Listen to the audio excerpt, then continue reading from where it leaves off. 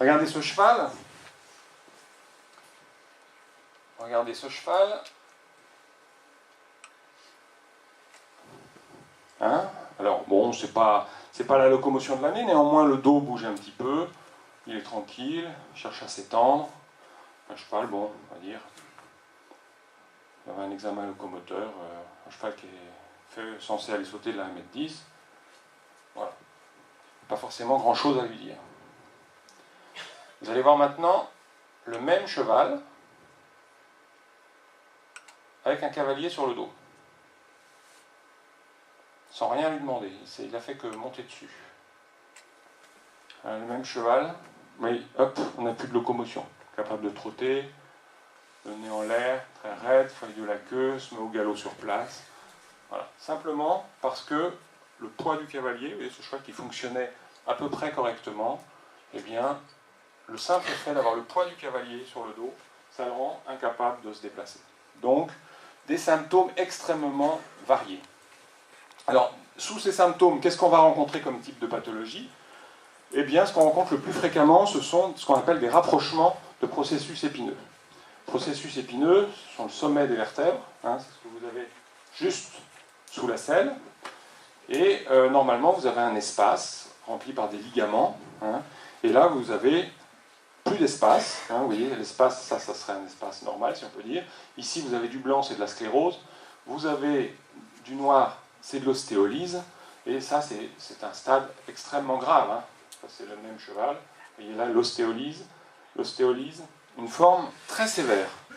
Une forme très sévère, et néanmoins, ça, c'est un cheval qui avait couru plusieurs fois badminton tout à fait honorablement. C'est-à-dire que ce sont des pathologies qui, bien gérées, et plutôt avec des cavaliers professionnels, ne vont pas être incompatibles avec des performances élevées.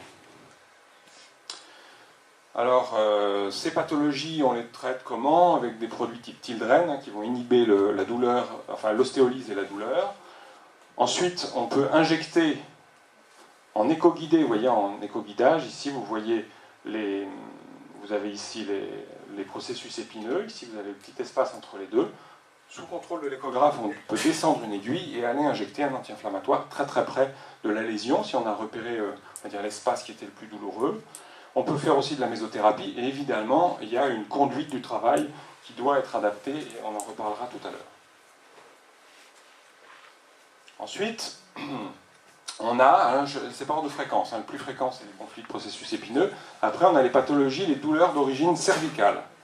Les douleurs d'origine cervicale basse qui sont très fréquentes, d'abord parce que l'arthrose cervicale basse c'est très fréquent, 50% des chevaux ont des lésions d'arthrose cervicale basse.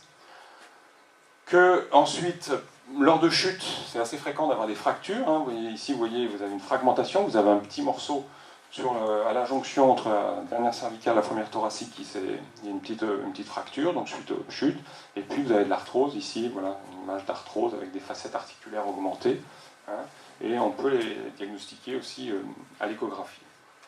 Alors j'en ai parlé tout à l'heure, hein, l'aménagement du travail de dressage qui met beaucoup de contraintes à la base de l'encolure, eh bien, doit être aménagé pour ces chevaux-là. Hein. Les rênes allemandes sont souvent pas très bonnes ou assez mal tolérées, et on peut là aussi injecter avec un éco-guidage, hein, à l'écho, on voit très bien la synovite, on dirige une aiguille, on la met dans l'articulation, on peut injecter un anti-inflammatoire exactement là où ça fait mal.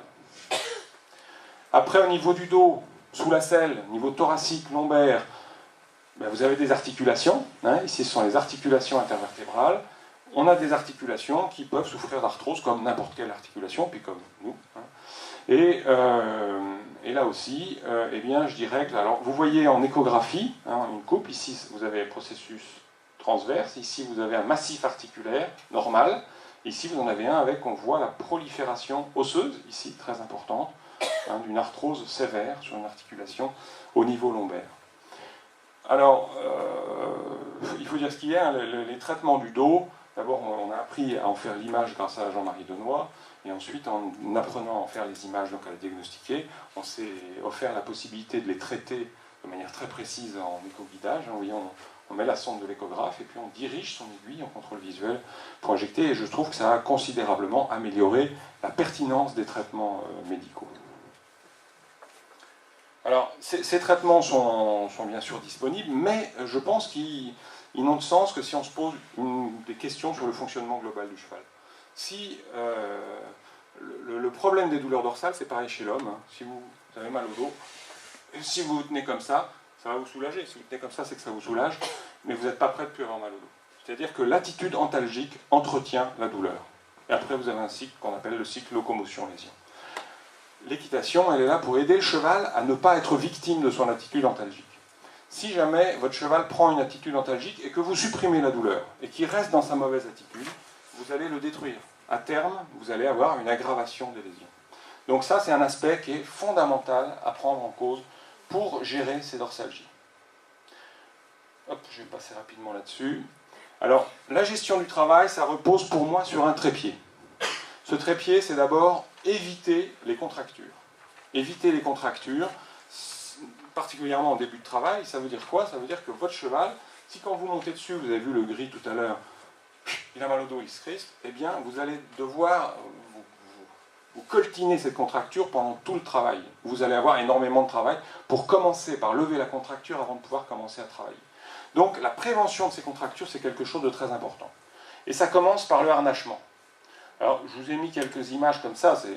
Je pense qu'on a vu largement avec Didier hier, enfin le travail qu'on a vu ces jours-ci, on a très bien vu comment, sur la détente, on commence avec un cheval. Et vous voyez, bon, un début de détente, on a un cheval qui est rêne longue, qui choisit de s'étirer, un peu orienté par son cavalier. Mais je pense que ce climat de sérénité, presque de bien-être, en début de travail, il est très important. Il ne faut pas commencer à peine sur son dos à chauffer la machine. Je vous montre, hop, pareil, un cheval de dressage qui est en train de faire sa détente au galop, avec une très bonne attitude de détente, aucune tension dans les rênes, une allure très lente, un cheval en équilibre. Eh bien, la détente est un moment privilégié.